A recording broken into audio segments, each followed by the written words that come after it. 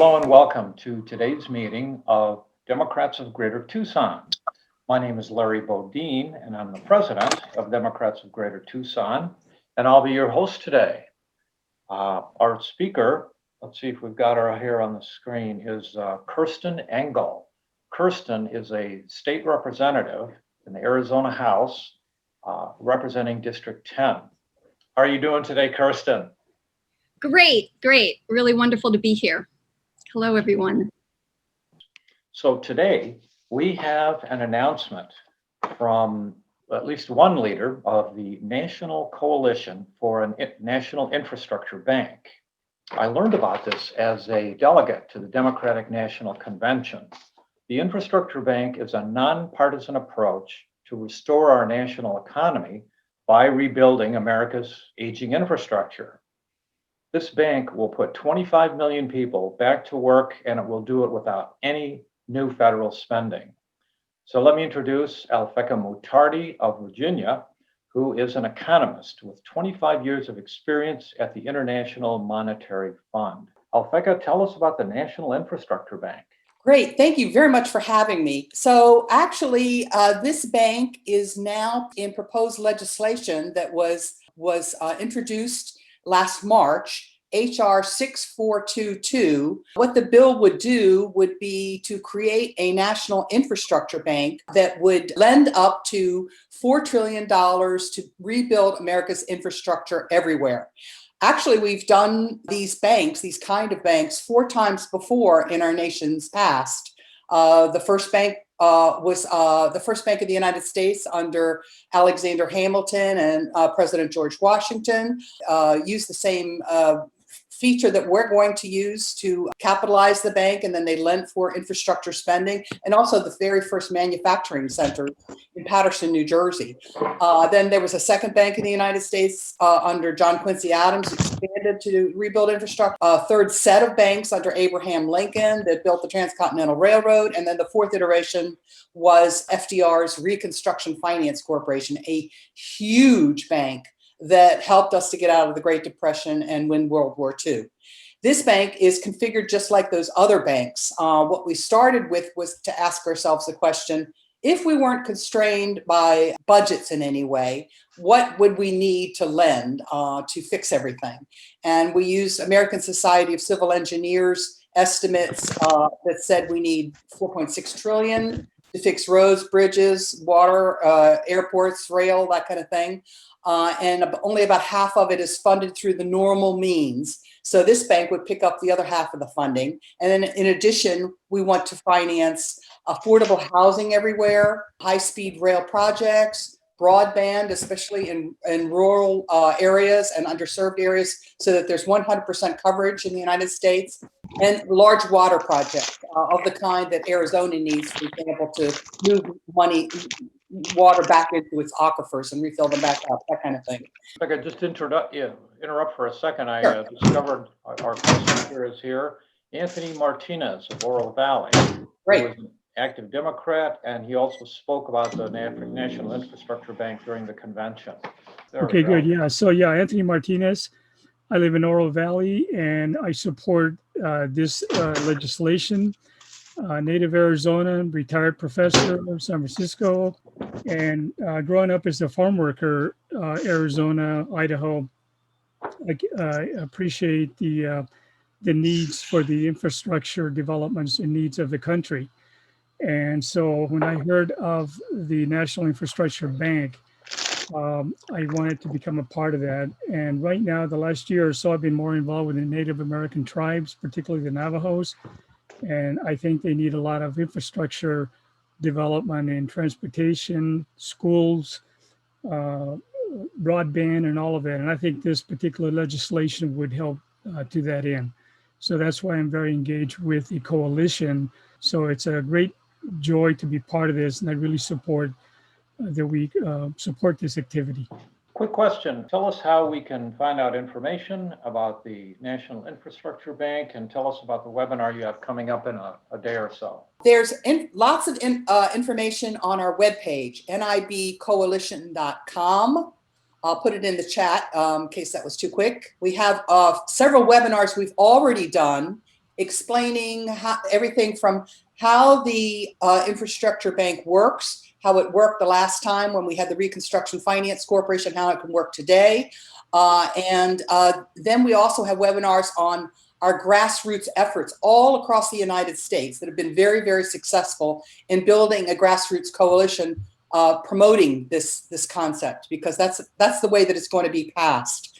Your group, for example, would fit in really well with this kind of an effort. I'll tell you how, for example, Michigan area did it. They just blanketed all of their state and local governments and city councils with draft resolutions on the bank, got them passed, funneled them all the way up to the top, and then they got Debbie Dingell, for example, in that area to co-sponsor the bank. So your area can do the exact same thing. You can select out any kind of infrastructure projects that you can imagine that are backlogged, that haven't been financed. Make a list of them and then put that in your whereas clause in your resolution. If you have water projects or whatever they are, or Navajo Nation type projects like that, and then feed them up to the top and see if you can get your legislators to sign on to the bank.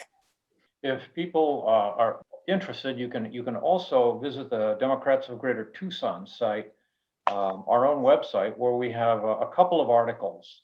And now, without any further ado, it is my honor to introduce State Representative Kirsten Engel. Kirsten is running for the Arizona State Senate, and she currently represents District 10 in the State House, which is located in central and eastern Tucson. She is a mother, an environmental lawyer, and an educator, first elected to the Arizona State Senate in 2016. She's an advocate of K through 12 schools and teachers.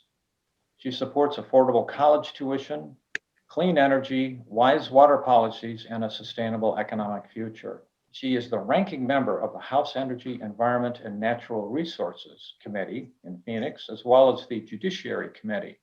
And one of my favorite things about her is she lives in Tucson with her husband and her school-aged daughter, living just 2 houses away from her parents. And with that, Kirsten, tell us what you've been up to. Okay, Larry, thank you so much. And hello to everyone. I wish we were in person, but clearly that is not the order of the day. So this is as good as we can do, but it's really great to see everyone's faces, to feel a part of this very powerful and representative group. It's really one of the most wonderful things we have here in Tucson. So most importantly, you all know that today is the last day to register to vote. So I really appreciate everybody's time right now. I know a lot of you have been working on the registration effort, one of the most important things about our election right now. And clearly we're facing, I know you've been hearing about it from every single politician, the most important election in recent times. And I definitely feel that as well. So what I'd like to do is mostly make sure that I reserve enough time for you all to ask questions. Because in times like this, we're also spread out and not having the usual contact with everyone. I don't know everything that's on people's minds. And there's just a lot going on right now. So I think questions would be one of the most important things that we can do. I'd like to tell you what I've been spending most of my time doing. I think I've had a bit more time during this election season than normal because of COVID. It's all that door knocking we have not been able to do. We've been limited to dropping off literature, and we've had some absolutely wonderful turnout of volunteers to do this, making phone calls, but a lot of the forums that I would otherwise participate in, I haven't been able to do so. But that's probably just as well, because it has been extremely busy dealing with constituent concerns, with getting ready for the legislative session, whatever that will look like. So it has been abnormally busy in terms of just the regular legislative things and certainly responding to constituent concerns. Finally, I put together a little slideshow And it's, I just was motivated the other day to go back through some of the photos I have over the past 2 years. And it just struck me, hey, you know, I've got these sitting on my computer. A lot of them are windows onto what my life has been like serving in the legislature, being both active in the community, as well as being up in the legislature, advocating on legislation. So the slideshow I have is maybe 7-8 minutes. And I thought maybe I would show that at the end of the hour. So Larry, we have about an hour till about 1 o'clock. Is that right? Sorry, yes, that's right. Okay, I don't want to distract you all with the photos now. So I think if you all are welcome to cut out before then, but if you want to stay, I think you might see some of yourselves or people you know in many of these photos. It was really fun to put it together. Well, I have to say there's just a ton going on right now. As you know, the legislature has not been in session since we went back for a short time in May after being in recess since March. And since that time, the governor has basically been in control. And that's had its good points and its bad points. I am not a big fan of how Governor Ducey has handled the pandemic. I think he has been slow to the trigger in dealing with restricting the economy early and then opening things up too quickly without sufficient protections. But the reality is that he's actually the one in control without the legislature. There's been criticism levied on the legislature for not being in session. And just so that you all are perfect, you all know, as you probably do, the House and Senate Democrats have been very, very clear about wanting to go back into session to deal with specifically with a pandemic. And that was our understanding of what was going to happen last spring, that the governor was going to call a special session to deal with pandemic issues. Unfortunately, that never happened. And what has happened since then, we've actually asked him not only to have a special session with respect to pandemic issues, especially pandemic economic issues, dealing with unemployment and rental assistance and health-related measures. But we've also asked for a special session on policing and policing reform. And we've been very clear about that. Unfortunately, our colleagues across the aisle, they also want to go back into session, but they don't want to go back into session on the issues we want to go back into session on. They want to go back into session in order to take away the governor's emergency powers to deal with COVID-19. And so there has been a movement to try to get the legislature can actually go into session with, I think, a petition by 2/3 of the members under the state constitution. They don't have all of their own members, and they certainly don't have the Democrats, because their entire agenda is to take away any emergency powers from the governor right now. And we see that as a potential disaster. We want the governor to be using his emergency powers and actually to be using them much more effectively than he is. When the Republicans brought us back for 1 week back in May, it was, I have to say, a real travesty.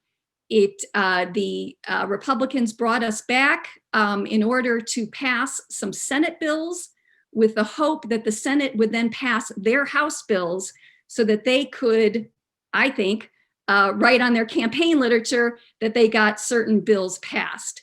So these bills had absolutely nothing to do with COVID-19. So in the middle of the pandemic in May, we were dealing with a series of bills from the Republicans that spanned issues such as record keeping requirements in doctors' offices, issues dealing with sidewalk robots, all kinds of things that, and we were left saying, hey, folks, we're in the middle of a pandemic. We're the legislature. We should be dealing with healthcare, with unemployment, with rental assistance. Why are we talking about, the record keeping requirements for insurance companies? But unfortunately, that fell on deaf ears. So we have not been supportive of some of the Republicans' effort to try to bring the legislature back in without there being an agreement over what we would actually be dealing with. If the governor had brought us in, we would then be limited to dealing with precisely the topics that he set forth in his order bringing us back in. So it would have been clear that we would only work on COVID-19, or we would only work on policing reforms. But unfortunately, that hasn't happened. So in the meantime, each of us have been deluged by issues that arise, as a result of or in tandem with the various executive orders that the governor has been issuing with respect to COVID-19, or the various actions that state agencies are taking. And I have to say, one of the biggest issues, and you all are probably aware of this, is unemployment. And we did have the benefit of the CARES Act, $600 a week pandemic assistance that went to both persons who were eligible under state unemployment in Arizona, but also those who would not ordinarily be eligible: independent contractors, Uber drivers, people that do not work directly for an employer, but whose working out number of hours or their ability to work at all was somehow affected by COVID-19. That program, as you know, ran out over the summer. We're hoping that Congress might re-up it. For a while, we had $300 a week in addition from Federal Emergency Management Agency money. That has also been depleted. And now we are back to just the maximum of $240 a week for unemployment, and only for those persons who qualify for unemployment with a few tweaks that they made under our state program. So no money for those persons who were being helped by the pandemic money that are independent contractors. So this has been a fertile source of constituents' emails, just the backlog, people waiting for days on hold. I mean, literally people, not being able to get into the Department of Economic Security to make sure that they get their benefits, confusing announcements by DES with respect to those benefits. DES was absolutely overwhelmed by the number of people that were requesting unemployment benefits. And now that is, in a crisis again. I think their staffing has gotten a little bit better, but now they're dealing with putting out really the very low amount of unemployment benefits that we provide in this state. And that's $240 a week. As I said, we also have one of the lowest amounts that you can earn without sacrificing your unemployment benefits. So if you are able to work a few hours a week, I think the cap is something like $30 a week. If you earn more than that, you sacrifice the whole amount for that week. So we have the second lowest benefits in the United States. We are only Mississippi has slightly less than us, I think $5 a week less.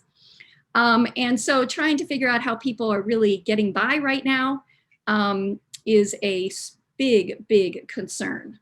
And just making sure that people get these benefits out of DES. We have so starved our state agencies under the Republicans that they are working with sort of like ancient equipment and ancient computer programs. They had to bring in a consulting group last spring to quickly put together a program for them to provide the federal supplemental money. So that is one of our highest priorities when we do go back into session, regardless of who is who wins the majority. Of course, we're hoping that it is Democrats in both chambers, and if not in both, at least in one. It will be addressing those unemployment benefit amounts. And it has had such a big impact on our economy. I just received a briefing last week from the Joint Legislative Budget Committee, and they showed that actually Arizona was not doing as horribly as they thought it was going to be doing in terms of its revenues. You may know that we are heavily reliant upon sales tax, TPT, in this state for our general fund. But because people were getting those federal benefits, there was actually more TPT going into the general fund than they originally thought. And so that has been helping to keep our economy afloat. But without that, they are projecting another real downturn. So the other issue that I've also been working on closely related to the pandemic has been dealing with preventing evictions. And you all may have read the article in the Tucson Daily Star, I guess it was the weekend before last, just a very, very moving story of a Sunnyside school teacher who was evicted. He and his family were evicted from their home. Several family members had COVID. They had lost income in their household, and he received his rental check just a few days after his eviction was final. And that is a story that is happening over and over again. There is an eviction moratorium in effect at both the state and the federal level, but for various reasons, that has not prevented all evictions. We've seen it to be difficult for tenants to be able to prove that they have lost income or that it's been due to COVID. There's also been an uptick in evictions where the landlords are claiming that it is due to a breach in the lease. And obviously that can be the case, and you would not have the benefit of the eviction moratorium with respect to breaching the lease, criminal conduct, or something of that type. But we've also seen an uptick in very minor things that are being alleged by landlords, such as, leaving cigarette butts in the driveway or boxes. So things like this, it seems, are being used in order to circumvent the eviction moratorium. We worked hard to advocate for that eviction moratorium on the state level, which has now been extended to October 31st. It has some strings attached, and we're very happy when that happened. And the CDC has recently jumped in with its own eviction moratorium, although that is being challenged in the courts, and so we're a little concerned about whether that will hold up. If it does, it goes through the end of the year. But the problem is none of these things help tenants in paying their rent. So we are looking at a potential eviction crisis, a sort of eviction cliff at the beginning of next year as the accumulated rental assistance builds up. So one thing that we've been working hard on is to try to get the money flowing. There's actually a fair amount of money that the state has that it could allocate to this and to other issues. At the very beginning, the state put $5 million into the rental assistance fund.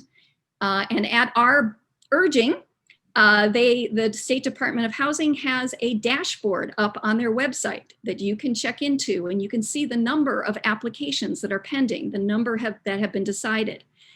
And the tragedy is that of that original $5 million, even though there are maybe $14 million of claims that have been made, only $3.8 million has actually been paid out. So we know that there are millions of dollars in need out there, but it is just it's still a very cumbersome process. So we have been advocating to reduce those restrictions In other states, they've reduced those restrictions and gotten the money out to people right away. We still have a lot of eligibility criteria and this requirement that the tenants upload documents onto a site. You know, these are families in distress. You know, they may not even have paid their internet bill. Many don't have bank accounts. It's a system that is made for somebody who's not in distress would be able to manage this, but not families who have lost their job, may have sick family members, etc. The good news is I have been participating on the Pima County Eviction Prevention Group. There's a lot going on at the county level, really creative, very dedicated people that are working on all aspects of this. The city and the county have their own federal funds that they have put towards this issue, as well as their own funds. And they're doing some really creative things. So this morning, I was on a call in which Pima County has given over $3 million to the, what's it called? The CIC. I'm forgetting Investment Corporation, Community Investment Corporation here. And they have put together a website where landlords can actually get on the website and apply for rental assistance, which makes so much sense. And, you know, I had a direct conversation with the director of the State Department of Housing. Why don't you allow landlords to apply for these funds? And she said, no, this has to be a tenant responsibility. Well, the county is using its money to more sensibly say, no, we can oversee the landlords. They have the fax machines. They have the internet. They have the lease. They know what the tenant has paid and what they haven't paid. And when they get the rental assistance, it goes straight to the landlord anyway. So why don't we allow the landlords to apply for this money? So the good news is there's a lot of good folks out there working on this issue. The bad news is there's a great deal of need out there. I think the need is only going to increase as people start running out of the money that maybe they were able to squirrel away from that pandemic assistance. And that starts to, their bank accounts are drained, and already something like 90% of them are borrowing money from family in order to get by. And there's just a lot of families that are at risk. Another good piece of that, circling around to the good, is that it's given me a lot of ideas for proposed legislation. Probably, again, another one of those issues that will depend upon what majority we're able to have in the legislature. But we have, you know, a pretty stringent Landlord-Tenant Act. People are looking at the deadlines for eviction, which can be quite summary in our state, even if on average it takes a while. If a landlord wants to, they can push people out on a pretty quick basis, much quicker than in a lot of other states. People are talking about an eviction diversion court, because one of the problems here is that once somebody gets an eviction on their record, then they have trouble. It stays on their record for 7 years, and then they have trouble being able to get a new home. So good ideas, I think, for reform. Probably will be difficult to get through unless we get a majority in at least one of the houses, like many of the other issues that we're working on, but definitely getting a lot of people talking. I'd say the final issue that I've been active on is dealing with criminal justice reform. I do think that regardless of what happens with the majority in the legislature, this is an area where I do think we are going to be able to make progress. There is a lot of bipartisan support for this. And last year we had numerous bills that were introduced by Republicans for reform, but we couldn't get those across the final line because we had committee chairmen in both the House and in the Senate that just would not hear those bills. So both of those committee chairmen, John Allen in the House and Eddie Farnsworth in the Senate, have retired. They're not coming back to the legislature. Good riddance. And we will, I think, Not that they're going to, rush through by any measure. This is still difficult issues, but I think we'll have a much better shot. That includes issues such as earned release credits that allow somebody to reduce the length of their sentence, money for diversion and probation programs, some kind of judicial authority to reduce the sentence in the interest of justice, looking at a range of factors. So these are some of the reforms that I think we will be able to do. We have been working with the department, well, I'm not sure we can really say with the Department of Corrections, because that's been during the interim now, because that's been a serious issue of concern to us, is the spread of COVID-19 in the prisons. And I kid you not, I had a conversation with Director Shin, the head of the Department of Corrections, back in May, April, around that time period, in which he told me, we are so lucky, we are a closed universe in our Department of Corrections. So COVID can't come in. We're gonna be okay. Well, he said this even after I said, well, what about your staff members? Don't they go in and out of the prisons all the time? Yes. Well, this is sort of the level that we are dealing with. As you may know, there was a very big breakout in the Tucson prison, where a quarter of them were diagnosed with COVID-19.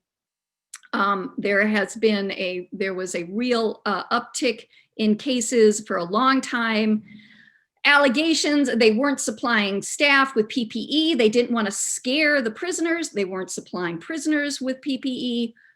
So this has been just just battle after battle. It's still not fixed. They have actually finally tested every prisoner once. They have no plans to test them again, from what I can tell. They are providing them with PPE, but we still don't really have the assurance that we need that we might not see again uptick in these cases, and we really don't have a good sense of how they're being cared for. So that continues to be a really concerning area. At the same time, the Department of Corrections put out a new media policy, which prevents journalists from contacting staff or inmates directly. They now have to go through Department of Corrections management. We have been complaining about that and trying to get them to reverse that, or at least to talk to us about it. And we have been shut down at every point. Not a good thing. I want to make sure that we have a lot of time for corrections, but a lot of time for questions, maybe corrections of what I've said, if you all have better information about some of these areas. I will say that I am looking forward to serving in the state Senate.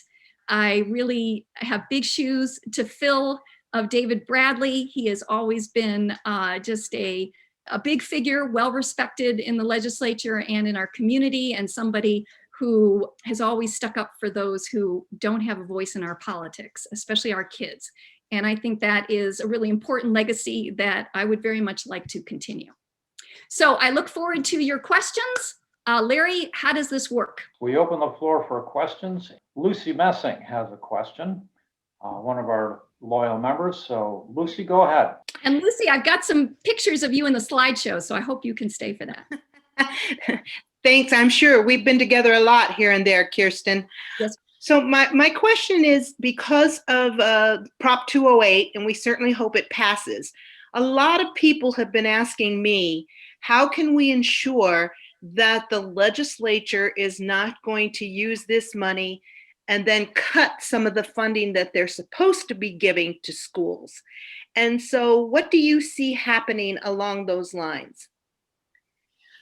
Well, I'm concerned about that. And I wish that, I don't think there's any specific language in Prop 208 itself that legally prohibits the legislature from trying that.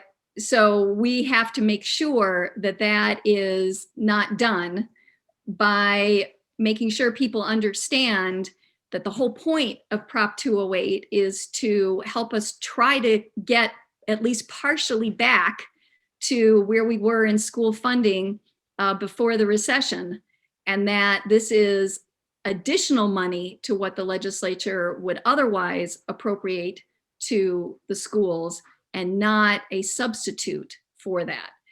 I'm not sure I've got a silver bullet on that issue. I've heard other people raise it, and it's definitely something that the Democrats are very concerned about. And I think any effort to try to do a swap out will be met by fierce resistance.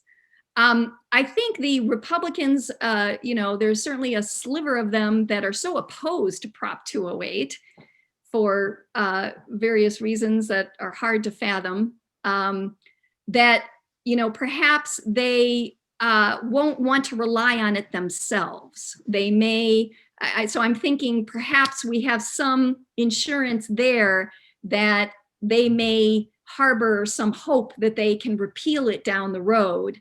And so maybe they won't want to rely on it. That's the only thing I can think of besides us just being very strong in terms of resisting those efforts. All But right. tremendous effort, and I'm just so glad that it's gotten on the ballot. Everybody really pulled together on this, 500,000 people signing those forms. I mean, it is just a tremendous effort and just so needed and so fair and so good for our kids and our economy. So I can't wait to see that it passes. Thanks very much. We have a question from Susie Anderson. Susie, please unmute yourself. She's a member of the DGT board. There we go. Hi, Kirsten. It's so good to have you on. Now, we know that the Koch organization and the organization known as ALEC, who helps the Republicans write the bills, how will they be active in trying to write new legislation to cover initiatives such as 208, 207, things like that come from the public? Can you answer that? Well, they've really tried to take a shot at the whole initiative process, and I think, yes, I don't have any conceptions that they're going to back down from the things that they have been trying to do.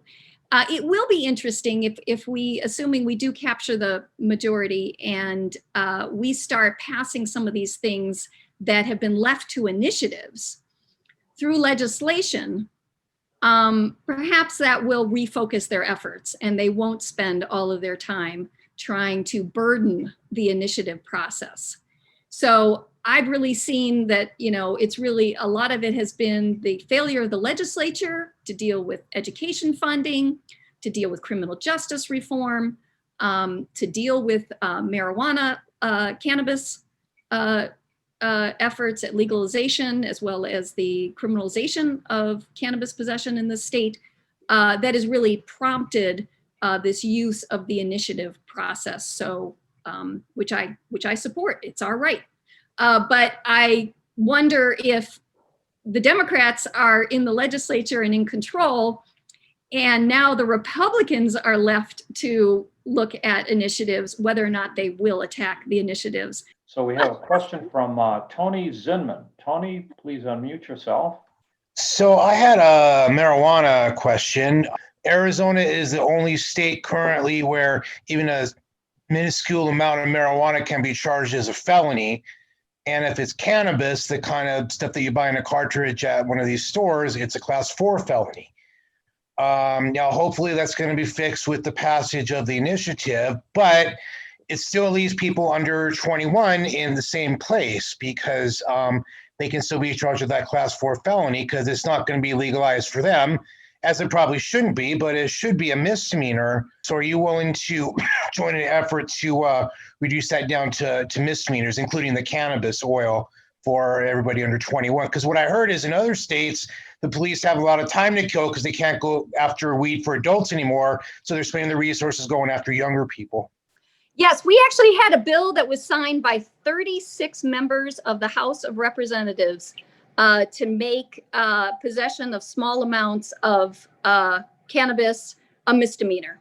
And that was a bill introduced by a Republican. And right, there were 36 members on it. Just a little less than half were Republicans. So there is support for that. So of course we didn't get it through, but maybe we can try again. So that's a very good point that we're only, fixing part of the problem. And I have to say there were other proposals with respect to the expungement of people's records for possession of marijuana that are not reflected in Prop 207. So it's definitely a step forward considering the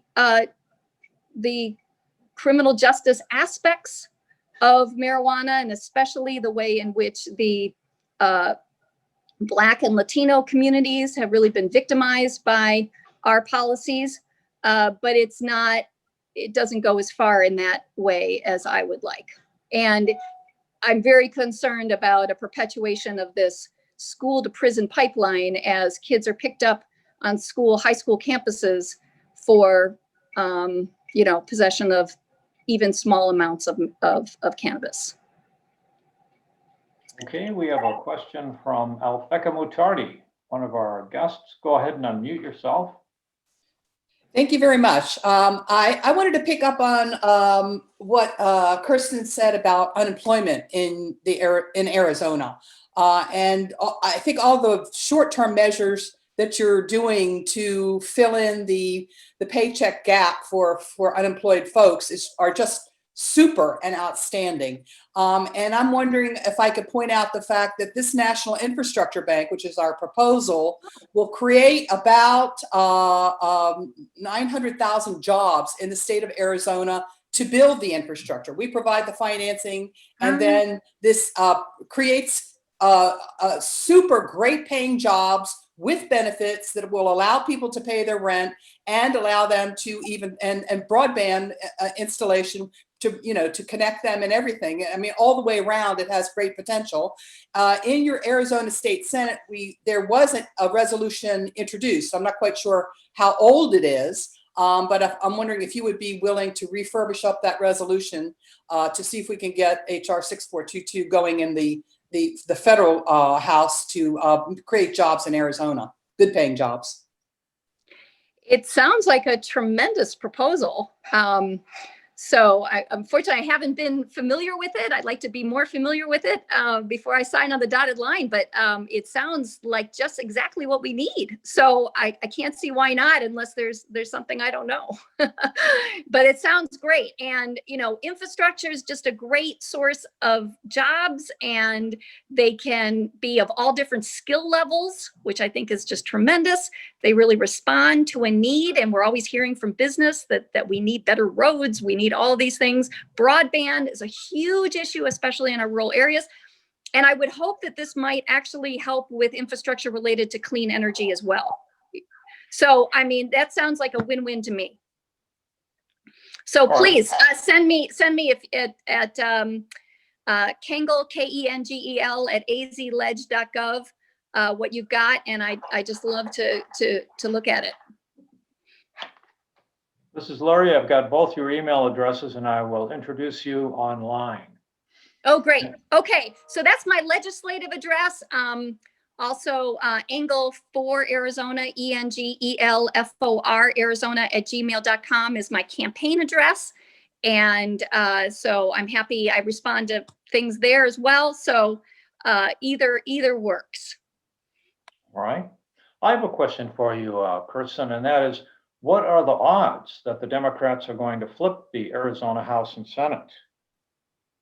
I think they're good. A little bit less certain in the Senate, I think, than the House. But I have to say the House is looking strong, especially if the turnout that we witnessed during the primary continues for the general, and I think it does. And knock on wood, we don't have issues with the bail system. I just quiver in my boots over that whole issue. I think we've got a very good issue. And surprisingly, you know, districts that we never thought would be competitive with all the great work that folks are doing, like in District 11, that's now seriously in play.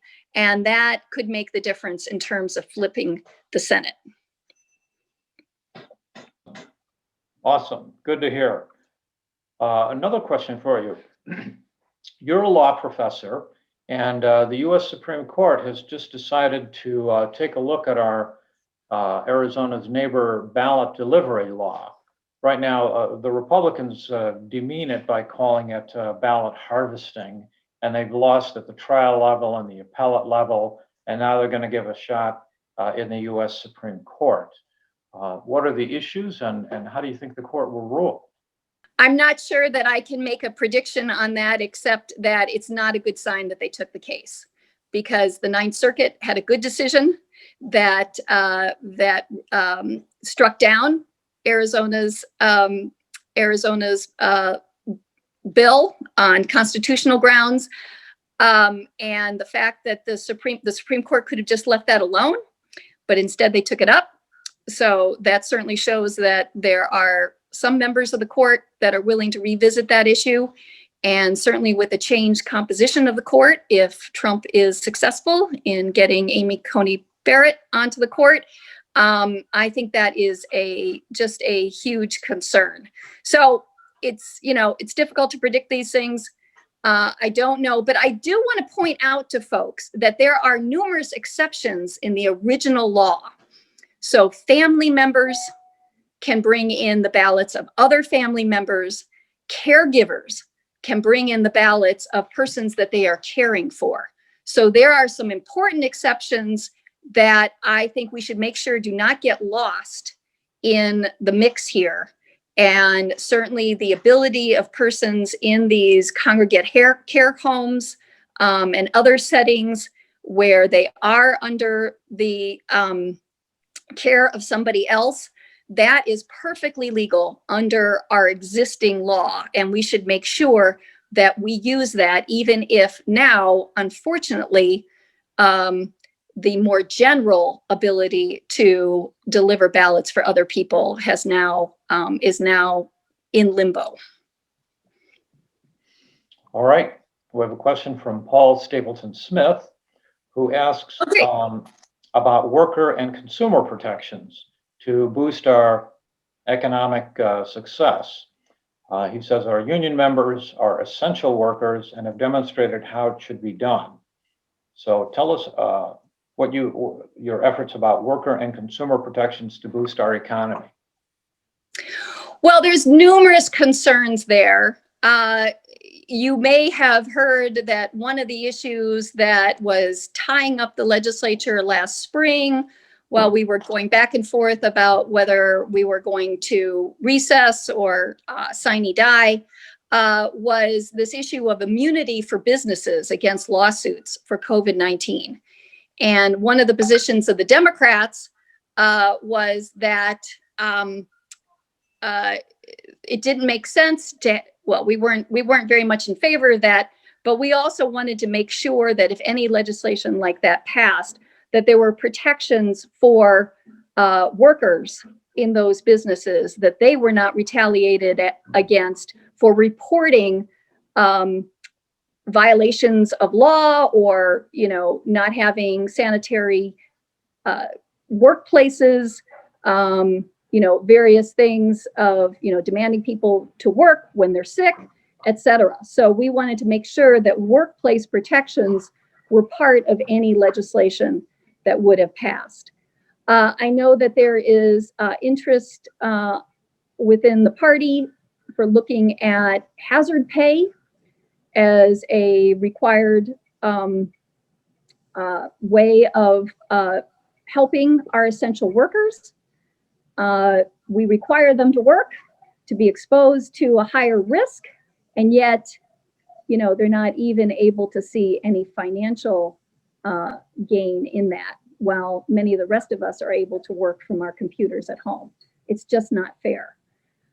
So those are two issues that I know are on the table, as well as many other of the labor issues that we've been working on for many years. I think the plight of essential workers is front and center for the Democrats. That is our constituency. Those are the people we need to protect. Those are the folks that are holding up our economy. We depend on them. They're the ones in our hospitals. There's the ones in our grocery stores. They're the delivery people. They're the people that are actually keeping things going. So we need to fiercely protect them. All right, thank you very much.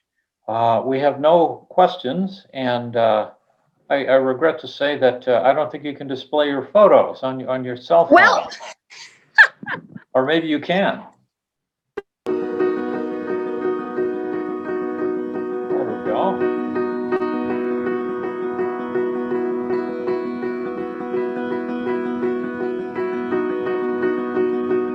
gotta get caught up in there.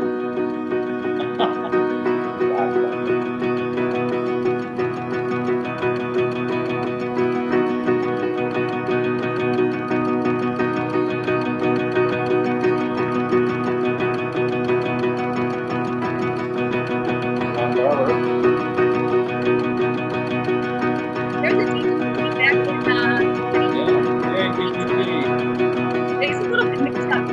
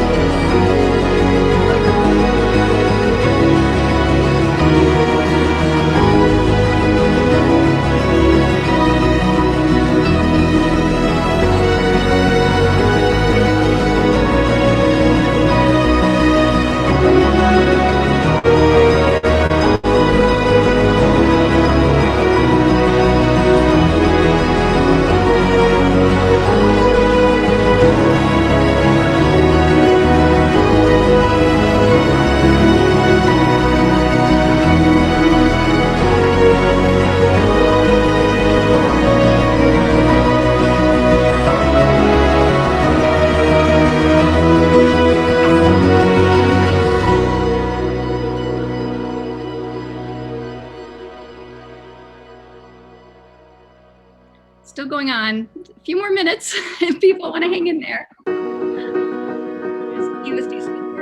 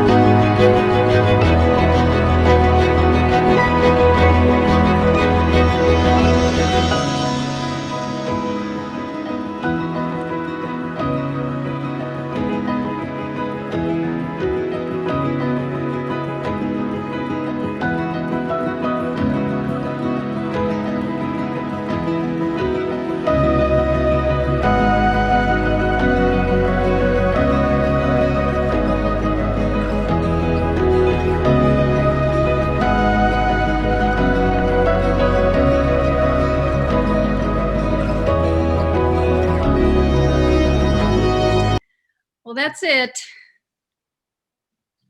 Kirsten, what a terrific slideshow. I especially enjoyed the Ruth Bader Ginsburg figurine at your desk in the state legislature. Ah, a real Well, inspiration. Well, you've gotten your full allotment of time, and I'm so pleased about that. Would you please wrap up for us and tell us how we can support you and send you to the Arizona State Senate? Okay, well, thank you all. It's so great. Some of you stayed to the end there. It was fun pulling those photos out of my computer file. So at this point, it's, you know, it's just getting out there and making sure that people vote, that people, as I said, in those care situations are also able to vote. And if you're at all have any questions about that, you know, reach out to PCDP or the Pima County Recorder's Office or the Secretary of State's office. There's just so many places that you can go. I just really want to thank everybody for giving me this opportunity to serve in the legislature. It's really been tremendous job to have. I'm very proud to do it, and I'm looking forward to going back and fighting again, because this time I really think we're going to make some progress. That's great. Well, thanks so much for everything you do, and thanks for being with us here at Democrats of Greater Tucson. And with that, I'm going to end the meeting. So, Kirsten, have a great day, and we'll see you all soon.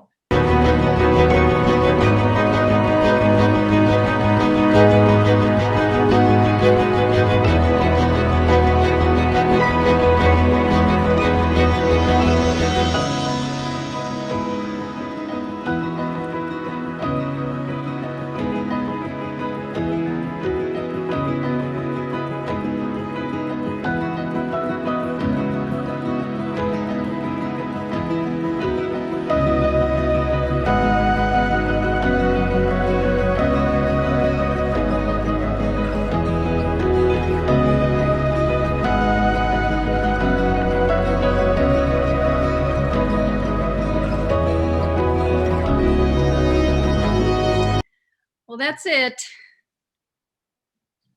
Kirsten, what a terrific slideshow. I especially enjoyed the Ruth Bader Ginsburg figurine at your desk in the state legislature.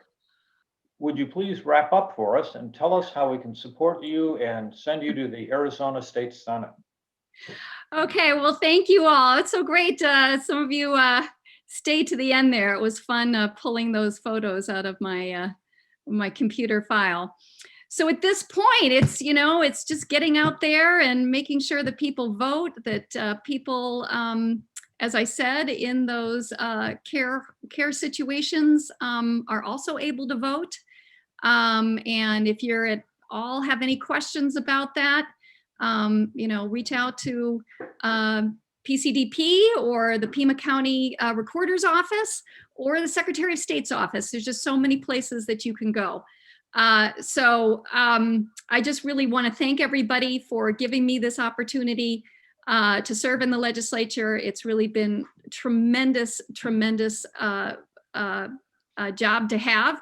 I'm very proud to do it, and I'm looking forward to going back and fighting again, because this time I really think we're going to make some progress. That's great. Well, thanks so much for everything you do, and thanks for being with us here at Democrats of Greater Tucson.